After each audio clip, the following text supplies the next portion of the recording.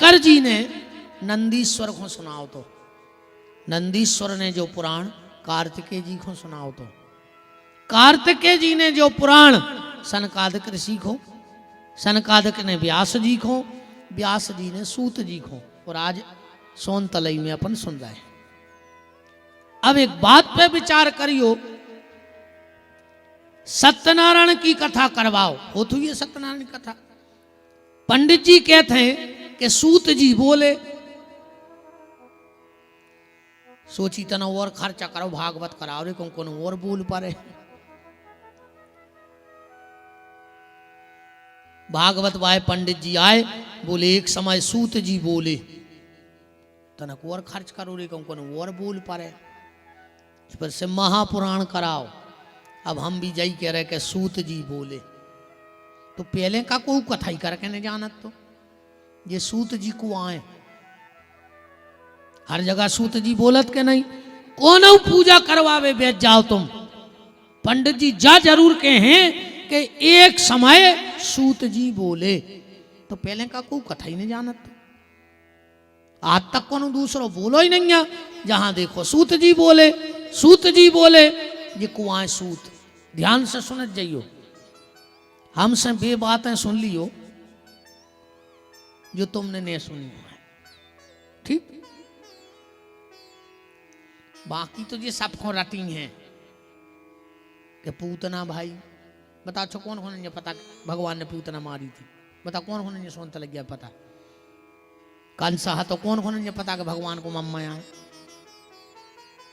पूरे गांव को पता है कि नहीं है, पर सूत जी को आए कौन को पता है बता। कथा तो खूब सुनत हुई है तुम्हारे,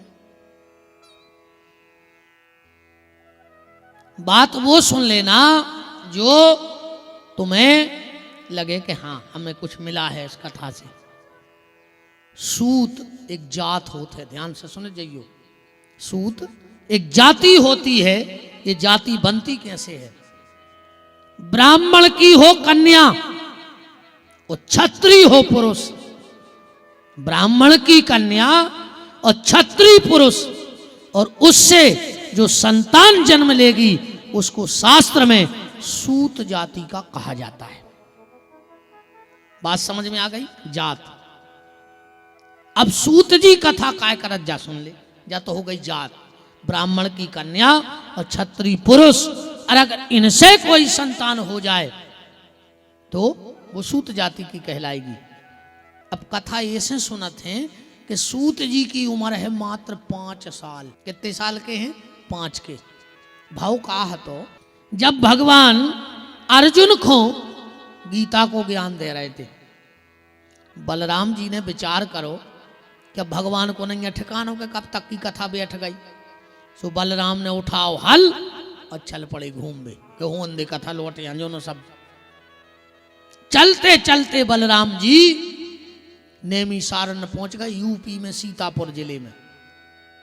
वहां पर 45 साल के, जिनका नाम था लोमपाद, सूत कथा गा रहे थे। सामने बलराम जी को देखा,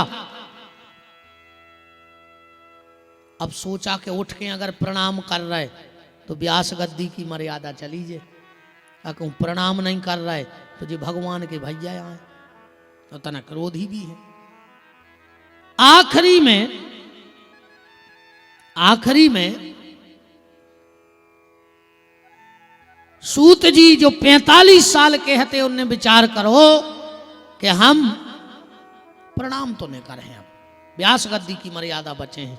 बलराम जी को क्रोध आ गया, मुझे प्रणाम नहीं किया, उतना एक कोसा पड़ो तो उठा के और फेंक के मार दो।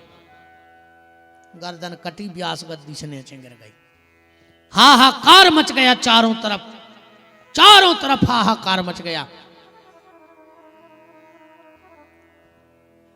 आपने ये क्या किया? बलराम जी को भी बड़ो कष्ट हो के बताओ, हमने क्रोध में गलत कर दो। सब महात्माओं से माफी मांगी, बोले नहीं महाराज गलती तो भाई है, बोले को प्रायश्चित का है, बोले जिनको तुमने मार दो है वे बहुत बड़े ज्ञानी आते। अगर आप इनको ज्ञान को दे दे हो तो हम तुम्हें जा हत्या माफ कर दें, हम तुम्हें जा हत्या माफ कर दें। तो इनको 5 साल को लड़का जी को नाव हो तो लोमपाद उग्र श्रवाजी को उतनी बाल बच्चों में खेल रहो तो बुला के और पूरो ज्ञान जितनो पिताजी में हतो वो बच्चा को दे दो बलराम जी ने।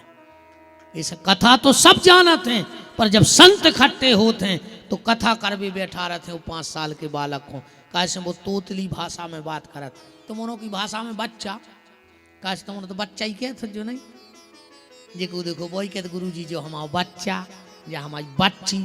अब बच्चा बच्ची आदमों के होते हैं, चिड़ैयों बेलाइयों के होत बच्चा। तो अब आजकल के आदमों के बच्चा होने लगे। बताओ आदमों के कहूँ बच्चा भाई है, चिड़ैयों के बच्चा बेलाइयों के बच्चा। आज जे को देखो वही के जो हमारा बच्चा, बच्चा मच्चा नहीं बालक। और रामायण में लिखा है, अगर रामायण पढ़ते हो आप तो, कि तुतलियाऊ भाषा बहुत मीठी लगा थे अपन के जो बालक कहे तो तेरी बाता तो सुन ही मुदित मन पितु अरु माता, ऐसा रामायण में लिखा है। तो इसलिए सूत जी से सब लोग कथा सुनते हैं। बात समझ में आ गई।